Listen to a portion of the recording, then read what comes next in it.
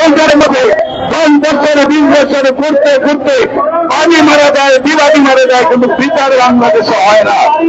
এমনিভাবে একটা দেশ চলতে পারে না।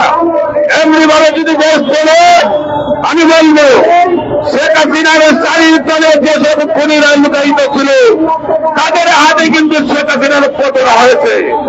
আজকে সেই খুনিদেরকে আমরা তারেক জিয়ার পাঞ্জাবি তুলে দেখতে পাচ্ছি, আমরা দেখতে পাচ্ছি রনের মধ্যে সেই যে দুই আসামিকে আমরা আসামি দিয়ে আমরা নুরুল ইসলাম ফারুকী হত্যার আসামি করে আমরা বিচারের দাবি করেছিলাম। তাদেরকে মাননীয় প্রধানমন্ত্রীর সাথে আমরা তাদেরকে দেখেছি সেই হোটেলের মধ্যে।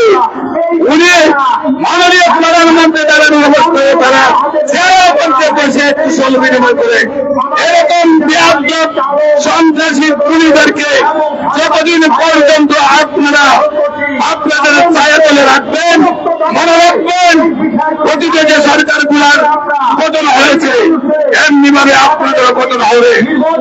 আজকে লক্ষ্য করে দেখুন, বাংলার ইতিহাসে আমরা যারা রাজনীতি করি, আমরা রাজপথে কথা বললে কিভাবে অর্থনীতি উন্নয়ন হয়, কিভাবে সমাজ উন্নয়ন হয়, কিভাবে পরিবার উন্নয়ন হয়, কিভাবে রাস্তাঘাটের উন্নয়ন হয়, কিভাবে আমাদের সেই শিক্ষা ব্যবস্থা উন্নয়ন হয়, কিভাবে